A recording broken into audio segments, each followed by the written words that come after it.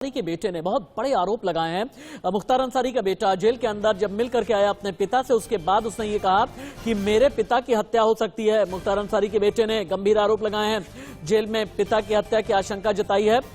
उमर अंसारी ने अपने पिता से मिलकर के निकला था और उमर अंसारी का यह कहना है कि जेल के अंदर ही मेरे अब्बाजान की हत्या हो सकती है। एक दिन पहले ही जेल में पिता से मुलाकात करने पहुंचा था उमर, और निकलने के बाद बहुत जज्बाती वे में यह कहा कि जेल प्रशासन मेरे पिता की जिंदगी के पीछे पड़ा हुआ है, जेल में मेरे पिता की हत्या हो सकती है।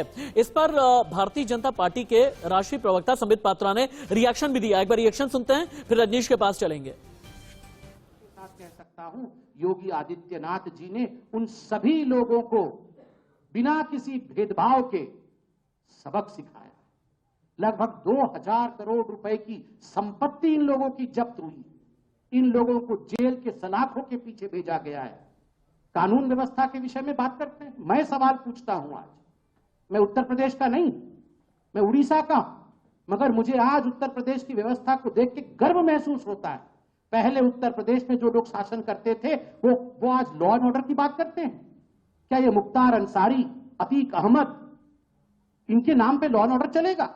आज चाहे मुख्तार अंसारी हो, चाहे अतीक अहमद हो, वो वही है जहां उनको होना चाहिए।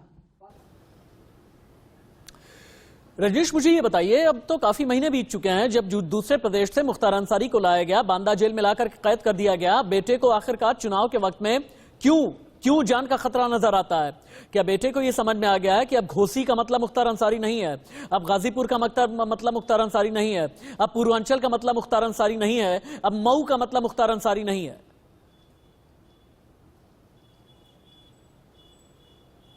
देखिए रशीद, अगर बेटे का दर्द है तो एक अपराध के दुनिया से छोड़ के बेटे का भी दर्द समझना चाहिए। और उत्तर प्रदेश की जेल कितनी सुरक्षित है ये सबको पता है, दर्शकों को भी पता है कि यहाँ जेल में हत्याएं भी हो चुकी है। न्यायपालिका का काम होता है। जब संबित पात्रा से सवाल पूछा गया वो पूरा नहीं था, उन्होंने कहा कि कानून अपना काम कर रहा है। देखिए ये उनके लड़के की शिकायत थी, राजनीतिक पार्टियां सियासत कर रही है, वो धनंजय सिंह पे हमला बोल रहे हैं, ये मुख्तार और अतीक पे हमला बोल रहे हैं। तो राशिद फिर बात वहीं जाके खत्म होती है कि 80 और 20 की ही लड़ाई है। कहीं ना कहीं पोलराइजेशन कराने की राजनीतिक पार्टियों के द्वारा कोशिश हो रही है। अब इसका किसको कितना फायदा होगा ये तो देखने वाली बात है, क्योंकि 10 मार्च को इंतजार करना पड़ेगा। लेकिन आज जो संबित पात्रा का प्रेस का पहले लाइन था, तो एक बुरी भी खबर है, एक अच्छी भी खबर है। और बुरी खबर पे उनकी ज्यादा उनका प्रेशर था कि अखिलेश यादव ने टाइम्स ऑफ इंडिया को इंटरव्यू में उन्होंने क्या क्या कहा है। तो जब सवाल पूछा गया तो उनका भी जवाब वही था कि कानून अपना काम कर रहा है। अतिक, लेकिन उत्तर प्रदेश में यही तो होता है ना रजनीश, उत्तर प्रदेश में यही तो होता है। तेरा बाहुबली मेरा बाहुबली, तेरा माफिया मेरा माफिया, तेरा राजपूत तो मेरा ब्राह्मण, तेरा मुसलमान मेरा मुसलमान, तेरा अशराफ मेरा पसमानदा, तेरा अगला मेरा पिछला, तेरा एससी मेरा ओबीसी। यही तो चल रहा है उत्तर प्रदेश के अंदर। और ये बात दशकों की बिल्कुल सच है, एकदम सत्य है। बहुत बहुत शुक्रिया आपका इस तमाम जानकारी के लिए रजनीश। लेकिन हाँ, जहां पर मुख्तार अंसारी की बात आती है ना, वहां पूरे पूर्वांचल की बात आती है। पूर्वांचल में बाहुबल का यह सिलसिला आज का नहीं है, 70 के दशक का है।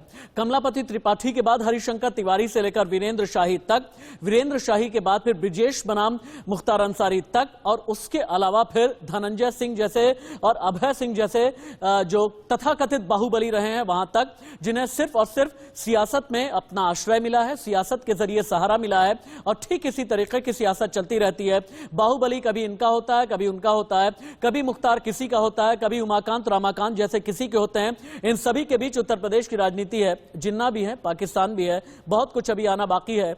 अभी तो सिर्फ और सिर्फ शुरुआत हुई है, और कहते हैं ना, अभी तो सियासत ने सिर्फ परवाज भरी है। तो ऐसे में आने वाला वक्त वाकई में इंतजार करने वाला है एक ब्रेक।